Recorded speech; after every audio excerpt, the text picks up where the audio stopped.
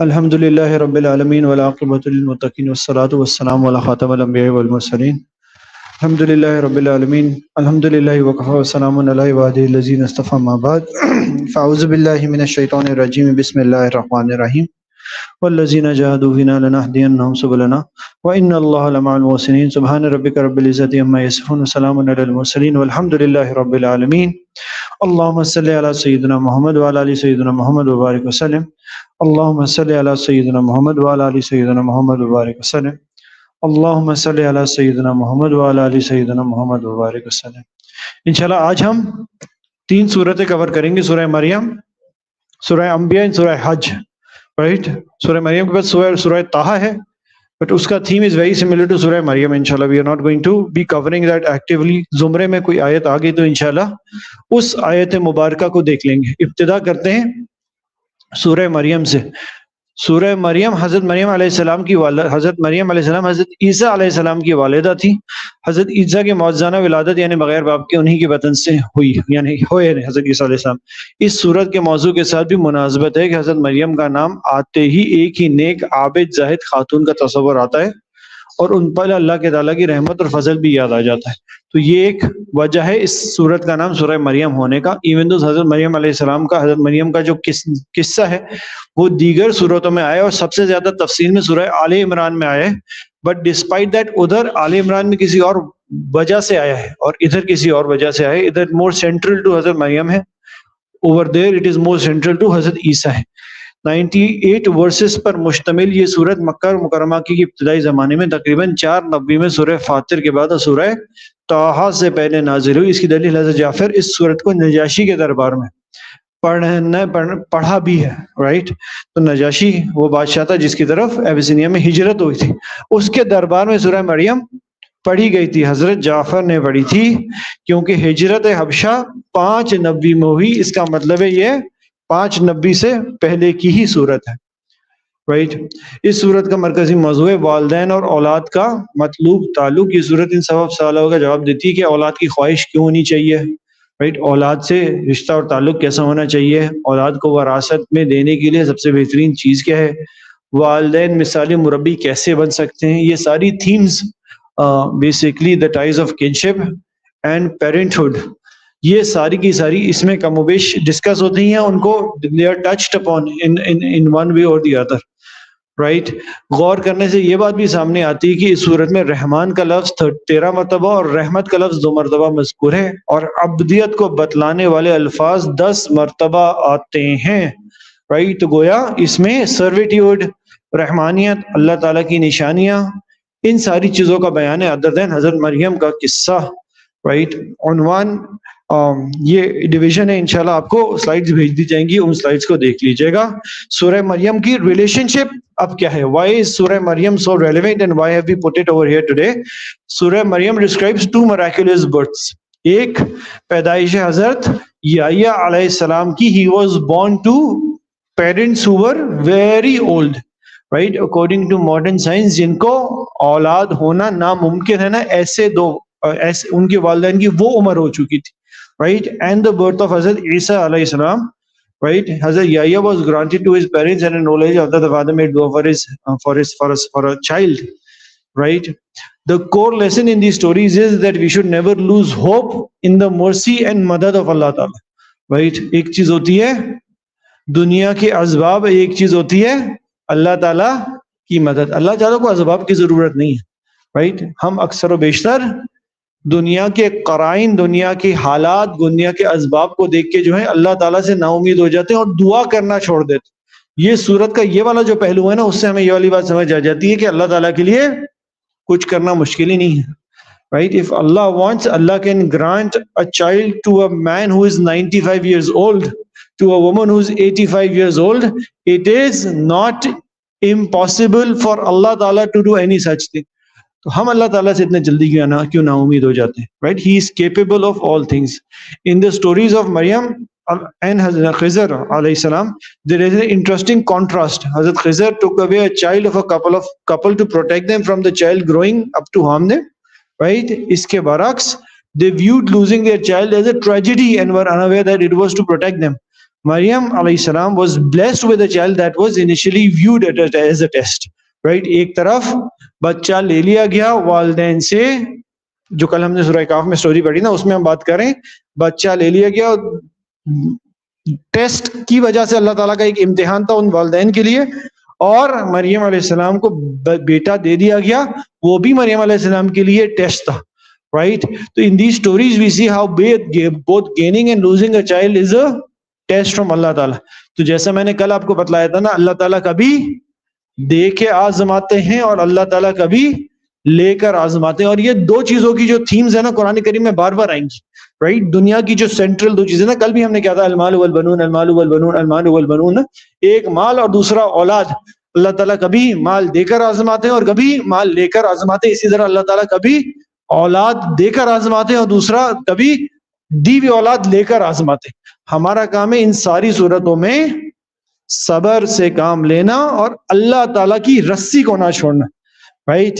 Never leave the rope of Allah subhanahu wa ta'ala, because it is always a test, and that person who continues on this path of Allah subhanahu wa ta'ala, that is the person who succeeds, right? آج کا theme بھی test and sacrifice ہے, اور یہ میں نے آپ کو پہلے بھی بتایا تھا, تھانوی صاحب فرماتے ہیں there is one litmus test regarding to check if a person has passed the test from Allah subhanahu wa ta'ala. And what is that litmus test?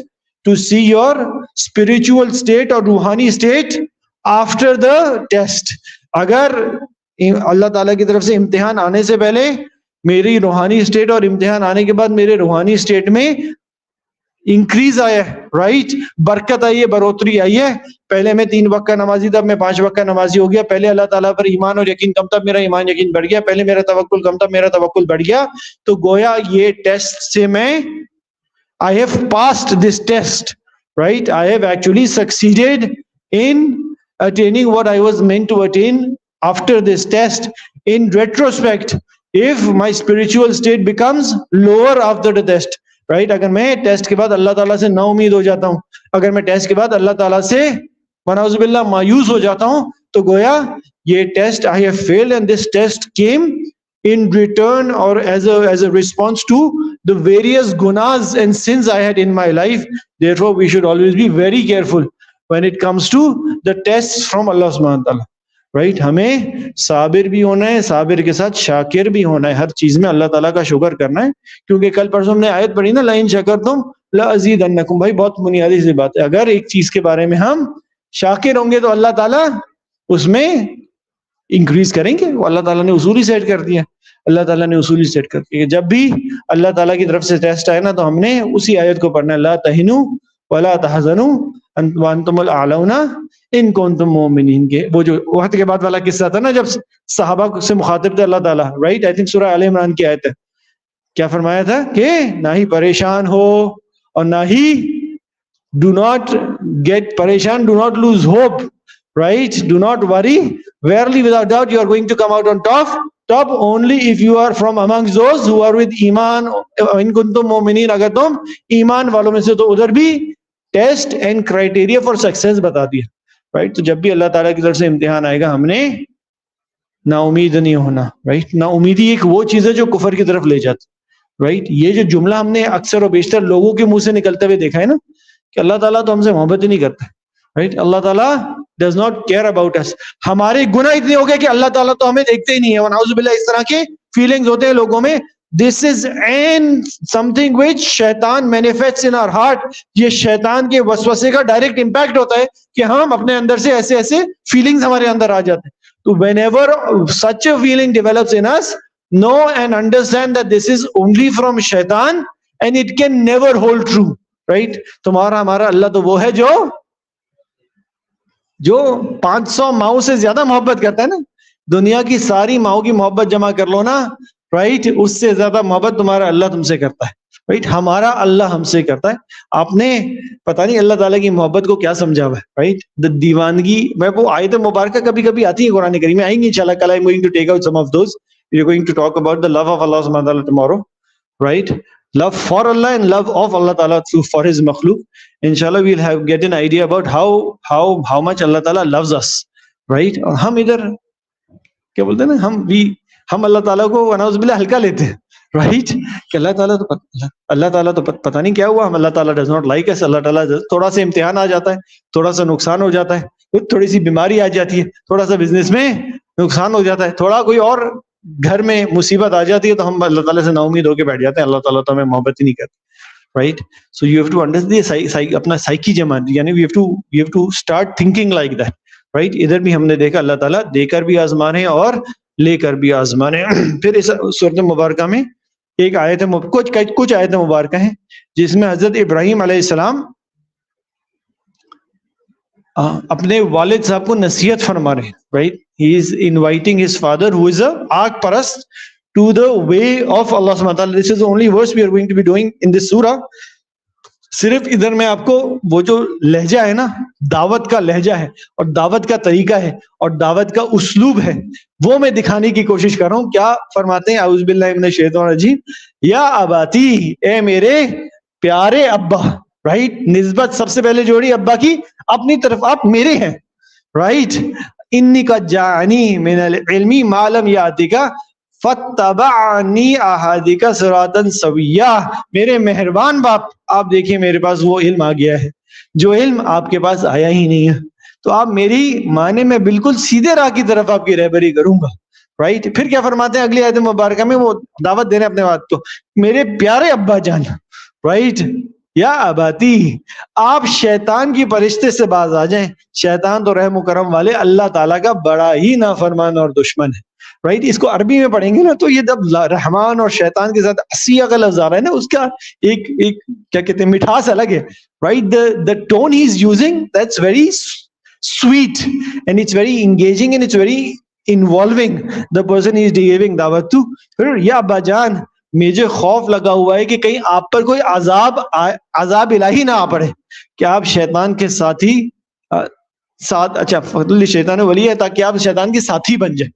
Right کہ آپ شیطان کی شادی بن جائے، کہ مجھے یہ خوف لگا ہوا ہے کہ آپ گمراہ ہو جائیں گے تو آخرت میں آپ کا حال اچھا نہیں ہوگا. میں تو صرف آپ کو بچانے کی کوشش کروں. دس از ون اسلوب آف دعوت. اس میں آپ عاجزی بھی دیکھیں، انکساری بھی دیکھیں اینڈ ریفرنسز بھی دیکھیں، مثال سے کیسے استعمال کیا جائے.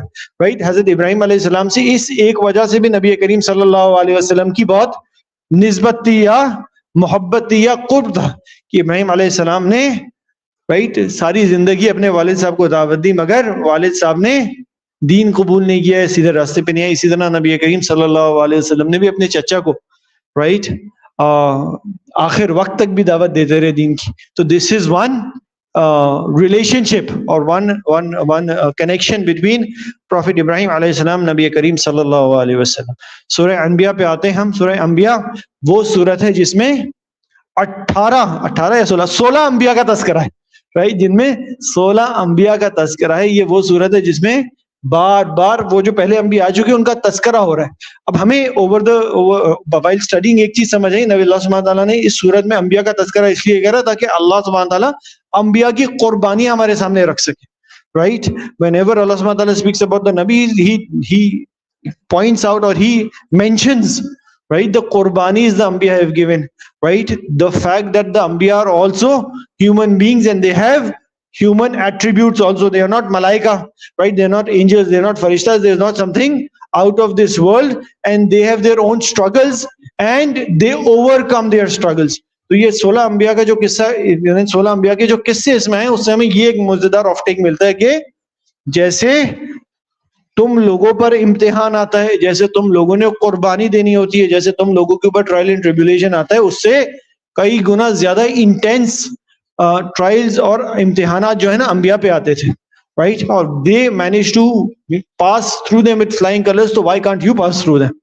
Right why can't you pass through them? انبیاء کے علاوہ اس صورت کا کوئی اور نام منقول نہیں، کیونکہ اس صورت میں 16 انبیاء کا تذکرہ ہے، ان کے فضائل، صبر، استقامت، قوم کی مخالفت، اللہ کی تائید اور مدد کو بیان کیا گیا ہے. اگرچہ سورہ انعام میں بھی 18 انبیاء کا نام ہے، لیکن وہاں مقصد حلال و حرام کا احکام تھا. اہم ترین بات جو یہ سمجھانے چاہتے ہیں، اور نام بھی اسی طرف اشارہ کرتا ہے، کہ انبیاء انسانیت کے محسن اور رہبر ہیں، اللہ کے محبوب ہیں. ان کا مقصد غافلوں کو خبردار کرنا ہے. 112 آیتوں پہ مشتمل بالاتفاق یہ مکی صورت ہے. ترتیب نزول کے اعتبار سے حمیم سجدہ کے بعد اور سورہ نحل سے پہلے 71 نمبر پہ شمار کی جاتی ہے. لہٰذا غالب گمان یہی ہے کہ مکہ کے آخری زمانے میں نازل ہوئی تھی.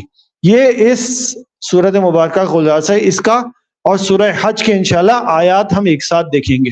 رائٹ, سورہ حج کے علاوہ اس سورت کا کوئی اور نام منقول نہیں ہے, کیونکہ اس سورت کی آیت نمبر 27 میں حضرت ابراہیم کی زبانی حج کی ندا کا ذکر ہے, اور حج کے کچھ احکام, طواف, قربانی وغیرہ کا ذکر ہے. البتہ اہل علم کے نزدیک حج کی فرضیت ان آیتوں سے نہیں ہوتی ہے. رائٹ, اچھا, اس سورت مبارکہ میں, سورہ حج میں there is a lot of reference to the hereafter and محشر اینڈ آخر کا جو مقام ہوگا نا, آخرت میں جو کیا بولتے ہیں میدان محشر لگے گا, تو اس سورت مبارکہ میں حج سے ریلیونس اس میدان محشر کی بھی ہے, اس وجہ سے اس کو مزید حج سے ریلیشن شپ ملتی ہے. 78 آیتوں میں مشتمل اس سورت کی مکی یا مدنی ہونے میں مختلف رائے. سورت کا نزول مختلف اوقات میں ہوا, جن میں خاص طور پر جہاد, حج, عقاب بن مثل اور ہجرت وغیرہ کو بتانے والی آیت مدنی ہے, لیکن اس صورت میں اس کی مکی اور مدنی نزول کی منفرد حیثیت کی تعین ممکن نہیں, لہٰذا اہل علم اسے مخلوط کہتے ہیں. Right, this is one of the very few سورہز which are almost 50-50 in مدنی اینڈ مکی دور.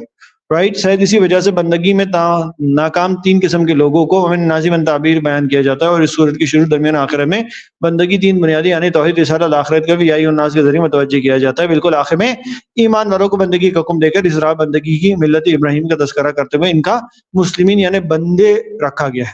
رائٹ, مرکزی موضوع ہے حج عبدیت کا عظیم نشان. Right, this was the off take that we wanted to have from this slide. And اس کے بعد اس کا بریک اپ آ جائے گا, and then we are going to jump into the verses for these 2 سورہز. انشاءاللہ ہم ان 2 سورتوں کے سٹارٹ میں ایک مزیدار قسم کا تھیم دیکھتے ہیں, جو پہلی سورت کی سٹارٹ میں بھی ہے, سورہ انبیاء کے سٹارٹ میں بھی ہے, اور سورہ حج کے سٹارٹ میں بھی ہے. یہ ان دونوں کا امتیازی ریلیشن شپ ہے, that اللہ سبحانہ تعالیٰ talks about the hereafter immediately as soon as the surah starts. Right, یہ بھی اور اگلی بھی. کیا فرماتے ہیں؟ اعوذ باللہ من الشیطان الرجیم, بسم اللہ الرحمن الرحیم. اقترب الناس حسابهم وهم فی غفلۃ معرضون, لوگوں کے حساب کا وقت قریب آ گیا ہے. رائٹ, پھر وہ بے خبر میں منہ پھیرے ہوئے ہیں. رائٹ, وہ بے خبری میں منہ پھیرے ہوئے ہیں. تو ہمیں اس سورت مبارکہ, اس آیت مبارکہ سے یہ والی بات سمجھ آتی تھی. اللہ سبحانہ تعالیٰ نے 1400 سال پہلے بھی پہلے فرما دیا تھا کہ قیامت بہت قریب ہے. رائٹ, قیامت بہت قریب ہے. نبی کریم صلی اللہ علیہ وسلم often used to mention it. Right, صحابہ فرماتے ہیں کہ نبی کریم صلی اللہ علیہ وسلم جس طرح اینڈ آف ٹائمز یا قیامت کا تذکرہ کرتے تھے, ان کو لگتا تھا کہ ابھی کچھ ہی لمحوں میں یا دنوں میں آ جائے گی. رائٹ, کچھ ہی لمحوں یا دنوں میں آ جائیں گی. اس طرح کی فکر ہوتی تھی, اس طرح کی فکر ہوتی تھی. رائٹ, ان کے پاس ان کے رب کی طرف سے جو بھی نئی نئی نصیحتیں آتے ہیں وہ کھیل کود میں ہی سنتے ہیں. ان کا دل بالکل غافل ہے, اور ان ظالموں کے چپکے سرگوشیاں کی کہ وہ تم ہی جیسا انسان ہے, پھر کیا وہ آ جائے کہ تم آنکھوں سے دیکھے جادو میں آ جاتے ہو. گویا اللہ سبحانہ تعالیٰ tells you over and over why is it that you get lost in the attractions of this world. Right, اگلی سورت ہے یا ایھا الناس اتقوا ربکم ان زلزلۃ الساعۃ شیء عظیم, لوگوں اپنے پروردگار سے ڈرو, بلا شبہ قیامت کا زلزلہ بہت ہی بڑی چیز ہے. Right, yet again warning. Right, پھر اللہ سبحانہ تعالیٰ کیا فرماتے ہیں قیامت کے زلزلے کے بارے میں؟ جس دن تم اسے دیکھ لو گے, ہر دودھ پلانے والی اپنے دودھ پیتے بچے کو بھول جائے گی. This is the closest connection a woman has with any living human being. Right, وہ جو دودھ پلاتا ہوا بچہ ہوتا ہے نا, اس کی انٹائر ڈیپینڈنس اس کی ماں پہ ہوتی ہے. اس کا جینا مرنا, ہنسنا رونا, کھیلنا کودنا سب اس کی ماں سے ہوتا ہے, اور اس کی ماں اتنا کیا کہتے ہیں, اتنا اسٹرانگلی کنیکٹڈ ہوتی ہے اس سے. اللہ تعالیٰ فرماتے ہیں کہ جب قیامت کا وقت آئے گا, جب وہ زلزلہ آئے گا, وہ آواز آئے گی, تو ماں اپنے دودھ پلاتے والے بچے کو بھی بھول جائے گی. گویا اس کو اس چیز کی بھی فکر نہیں ہوگی وہ جیتا ہے کہ نہیں جیتا. رائٹ, دس از ہاؤ خوفناک اینڈ ہولناک دا منظر وڈ بی. رائٹ, اور تمام حمل والیوں کے حمل گر جائیں گے. گویا those women who are pregnant, they are going to have miscarriages. That is the literal translation. But they will not care about their own health. Right, and they're not going to care about the child they are bearing for the previous multiple months. Right, اور تو دیکھے گا کہ لوگ مدہوش دکھائی دیں گے, حالانکہ در حقیقت وہ نشے میں نہیں ہوں گے, لیکن اللہ کا عذاب بڑا سخت ہے. Right, گویا وہ عذاب کا خوف ہوگا. وہ دن ہوگا جس دن جیسے کہا نا, ماں اپنے بیٹے کو, باپ اپنے بھائی کو, باپ اپنے بیٹے کو, اور بھائی اپنے بھائی کو بھول جائے گا.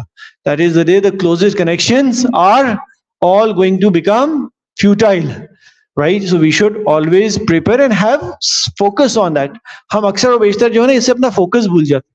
ہمیں اس چیز پہ فوکس رکھنا ہے تاکہ ایک فکر رہے نا کہ آخرت آنی ہے. ہم اپنی زندگی میں مدہوش اور منہمک اتنے ہیں کہ ہم اس جیسے ہیں. کل وہ جو صاحب جنتین ہے نا, رائٹ, قیامت تو آئے گی نہیں. Let us enjoy this life and continue enjoying it. اور اگر آئے گی بھی تو بہت اچھا ہوگا ہمارے ساتھ. اللہ تعالیٰ نے دنیا میں اتنا نوازا ہے, آخرت میں کیوں نہیں نوازے, رائٹ. بینچ مارک ہی ایسا بنا ہوا ہے, رائٹ. اگلی آیت مبارکہ ہے سورہ انبیاء کی. Allah subhanahu wa ta'ala points this out, and this is very interesting. This is one very interesting fact. Allah subhanahu wa ta'ala points it out in the surah to Nabi Kareem sallallahu alaihi wasallam کہ آپ فکر نہ کریں ان کفار مکہ کے اشکال سے, اور وہ لوگ جو آپ پہ اشکال کرتے ہیں.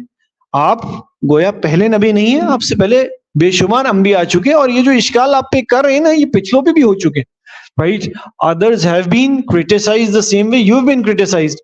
Others have been taunted and oppressed the same way you have been taunted, and Allah subhanahu wa ta'ala has already responded to them in multiple ways in the previous books and through the previous anbiya, right? Every excuse made by the Quraysh is tackled, and they are reminded that every messenger before him was also a human just like him. It is not the way of Allah to send angels as messengers, right? تو اس سے ہمیں ایک اور چیز سمجھ آتی ہے جو ہم بار بار اپنے اسٹوڈنٹس کو کہتے ہیں نا, کہ ریئلائز اینڈ انڈرسٹینڈ دیٹ اس امت کو 1400 سال ہو گئے, رائٹ. آج کے دور میں کوئی نیا سے نیا فتنہ آپ لے کے آ جائیں نا, وہ ایسا نہیں ہو سکتا جو پچھلے 1400 سال میں گزرا نہیں ہے. ہو سکتا ہے آپ کے علم میں نہ ہو, رائٹ, quite possible, مگر it is actually almost impossible that it has not already the same thing in different words, right? The same idea, concept in different terminologies has already happened probably in the last 1400 years, and it has been responded to by the scholars in the last 1400 years. So therefore, and it has finished over the last 1400 years over and over, right? تو یہ چیز سمجھنے کی کوشش کریں. آج کے دور میں کوئی نیا فتنہ آپ کو نظر آتا ہے نا, چاہے وہ فتنہ قادیانیت ہو یا کوئی اس سے بھی آڑے یعنی دوسرے قسم کے ازمز ہوں, liberalism, socialism, feminism, whatever isms there are, or may it be the new kind of LGBTQ, lesbianism, gayism, whatever isms, right? یہ سارے فتنے آج کی ایجاد نہیں ہے میرے بھائی, right? آج ان کو پھر فائنینسنگ مل گئی ہے تو they have come on the forefront, right? They have started influencing the قوم, but this has existed for the last 1400 years. یہ چیز ذہن سے نکال دو کہ یہ جو نئے فیشن میں فتنے آئے نا, یہ دین کو کچھ کر سکتے ہیں, رائٹ. اللہ تعالیٰ نے اپنی دین کی حفاظت پہلی بات خود کرنی ہے, اور 1400 سال سے کرے آ رہے ہیں, رائٹ. اللہ سبحانہ وتعالیٰ has been protecting in the last 1400 years. یہ تو چھوٹے موٹے فتنے آج سے ہمارا, کیونکہ اس لائن میں 15-20 سال لگے ہیں نا, ہمیں سمجھ آ گیا 15 سال پہلے جو نئے قسم کے صاحب آئے تھے وہ آج منظر عام پہ موجود ہی نہیں. وہ آئے اور آ کے گزر بھی گئے. ایک چیز حق ہے اور ایک چیز 1400 سال سے حق پر ہے, رائٹ. اینڈ دیٹ از اللہ کی کتاب, اللہ کا کلام, نبی کی سنت, نبی کی حدیث اور نبی کی سیرت, رائٹ. ان چیزوں سے ہٹ کے کوئی اور چیز آتی ہے دین میں, کوئی اور فتنہ آتا ہے دین کو بگاڑنے کے لیے تو آتا ہے, اور کوئی 15 سال لگاتا ہے, کوئی 20 سال لگاتا ہے, کوئی 25 سال لگاتا ہے اور گزر جاتا ہے. آپ کے اور ہمارے علم میں بھی نہیں ہے کتنے فتنے پچھلے 1400 سال میں آئے, آ کے گزر بھی چکے ہیں, right. So never feel threatened and never get impressed, right? Never get impressed. It does not matter how fancy they sound, right? It does not matter how fashionable and in they sound. It does not matter how intellectually appeasing and high they sound. They are temporary and they will finish off over time, right? Nothing can stand in front of haq. اس چیز کو سمجھ لیں, right? 1400 سال سے ہمارے استاد جی کہتے ہیں نا, یہ سارے نئے فیشن کی فتنے آ جاتے ہیں. ایک فیشن ہے 1400 سال سے کھڑا ہوا ہے آج تک, رائٹ. اور اگر اگلے 1400 سال دنیا باقی رہی تو اگلے 1400 سال بھی وہ فیشن چلتا رہے گا. باقی سارے فیشن آئیں گے اور آ کے جاتے رہیں گے. They're all fleeting and irrelevant in the larger scheme of events. Therefore, we should understand and realize that rasta and that fashion that has remained for the 1400 years, that has remained for 1400 years, that has remained relevant and apt and effective for 1400 years and still holds true today, and we should adopt that rather than getting impressed by the new age temporary fashion which will eventually fade away and which will never actually hold through the test of time. وَمَا أَرْسَلْنَا مِن قَبْلِكَ مِن رَسُولٍ إِلَّا نُوحِي إِلَيْهِ أَنَّهُ لَا إِلَٰهَ إِلَّا أَنَّا فَاعْبُدُونَ. اور تجھ سے پہلے بھی جو رسول ہم نے بھیجا اس کی طرف یہی وہی نازل فرمائی کہ میرے سوا کوئی معبود برحق نہیں، بس تم سب ہی میری عبادت کرو. کوئی اللہ سبحانہ تعالیٰ نے واضح فرما دیا تم سے پہلے بھی انبیاء کو یہی والی وہی بھیجی، یہی والا پیغام بھیجا، ان کو بھی یہی والے ٹیسٹ اینڈ آپریشن فیس کرنے کو ملتے. never think that you are from amongst the most difficult generation. ہمارے پاس آتے ہیں نوجوان، استاد جی اس زمانے میں تو سب سے زیادہ گناہ ہے، آج سے پہلے تو اتنا گناہ نہیں تھا. بھائی آج سے پہلے بھی اتنا گناہ تھا، رائٹ؟ یہ ذہن سے چیز نکال دو. آج تو بہت مشکل ہے زندگی گزارنا گناہ کے بغیر. آج سے 50 سال سے پہلے بھی اتنی مشکل تھی، آج سے 100 سال پہلے بھی اتنی مشکل تھی. آپ کو نئے قسم کا گناہ مل رہا ہے، 50 سال پہلے دوسرے قسم کا گناہ تھا، رائٹ؟ اس زمانے کے اعتبار سے وہ بہت مشکل اور بہت ڈیفیکلٹ گناہ تھا، رائٹ؟ اس سے 300 سال پہلے اس زمانے کا سب سے مشکل گناہ موجود تھا. ہر نیا گناہ جو آتا ہے نا، رائٹ، وہ it's very attractive, right? That is how شیطان makes it, right? It's very attractive and it is new. نا انسان کے اندر وہ چاہت ہوتی ہے کسی طرح ہر نئی چیز کو ٹرائی کرے، اڈاپٹ کرے، کسی طرح اس کو ایکسپلور کرے. اس وجہ سے اس کے اندر پڑ جاتی ہے. ایک چیز پرانی ہو جاتی ہے نا، 50 سال میں آپ کو سمجھ آ جاتا ہے، لوگوں کے تجربے سے سمجھ آ جاتا ہے یار اس میں تو کوئی مزہ ہی نہیں ہے، نشہ ہی نہیں ہے، رائٹ؟ تو کہتے ہیں یار اب we will wait for a new kind of sin to try it and see اس سے کیا مزہ ملتا ہے. یہ انسان کی نیچر ہے. تو یہ چیز بھی ذہن سے نکال دیں کہ آپ اور ہم سب سے مشکل اور سب سے گندے اور سب سے زیادہ فتنے کے زمانے میں ہم نہیں ہیں، رائٹ؟ آنے والی نسل جو ہوگی نا آج سے 25 سال والے، وہ کہہ رہے ہیں یہ تو ان کے زمانے، یہ تو پاک صاف زمانے والے لوگ تھے، یہ کام گناہ کرتے ہوں گے، رائٹ؟ 50 سال والے بعد والے جو ہوں گے اب اے آئی ریلیٹڈ نیو فتنے آ جائیں گے. آج سے 20 سال والے ہی کہتے ہیں، رائٹ؟ وہ جو ہوا ہے نا کون سے گوگلز آئے کیا ہے، اس سے نئے قسم کے فتنے شروع ہونے اب، right? They say, oh my God, there used to be a pure time 20 years ago, there was no sin, right? ایسا نہیں ہوتا. That is the point I'm trying to tell you. Sin has always existed and always existed in its similar form with the similar intensity, right? اب آخری آیت مبارکہ ہے. لوگ کفار مکہ جو ہے نا یہ اشکال کرتے تھے نبی کریم صلی اللہ علیہ وسلم پر، اللہ تعالیٰ ماریں گے تو مار کے واپس اٹھائیں گے کیسے، رائٹ؟ اللہ سبحانہ تعالیٰ This is one of the miracles of Quran. Allah subhanahu wa ta'ala is telling us the entire process of the child formation within the womb of a mother. ماں کے پیٹ میں بچہ ڈیولپ کیسے ہوتا ہے نا، اللہ سبحانہ تعالیٰ یہ چیز واضح کرا دے. اور آپ اور ہم جو ہے نا اکثر و بیشتر ایسی چیزوں سے بہت امپریس ہو جاتے ہیں، رائٹ؟ اللہ اکبر، اس زمانے میں تو this was discovered by science maybe 1000 years after this was written, right? Or this was revealed, right? But yet again I'll write it down. This is very inspirational as it is, but we have to come to the point and realization that this is one of the mu'jiza and ijaz of Allah subhanahu wa ta'ala and the Quran, but this is not the hujjat on Quran Kareem's haqqaniyat, right? ہم جو ہے نا قرآن کریم کی قرآن کریم کو حق سمجھتے ہیں these in scientific miracles کی وجہ سے, right? This is nothing as compared to Allah subhanahu wa ta'ala شان and Allah subhanahu wa ta'ala سچائی, right? اللہ subhanahu wa ta'ala کی سچائی اور شان اور ان تو اس سے اربوں خربوں انفینٹ ٹائم زیادہ ہے اور بڑا ہے, رائٹ؟ ان چھوٹی چھوٹی چیزوں کو لے کے جو ہے ہم قرآن کریم کو حق سمجھتے ہیں, پھر سائنس مزید پروگریس کرتی ہے تو ہم سائنس کو مزید واپس حق سمجھنا شروع کر دیتے ہیں. سو the point I'm trying to make is Allah subhanahu wa ta'ala has put these verses in the Quran Kareem to just tell you that your ilm has absolutely no value at the end of the day.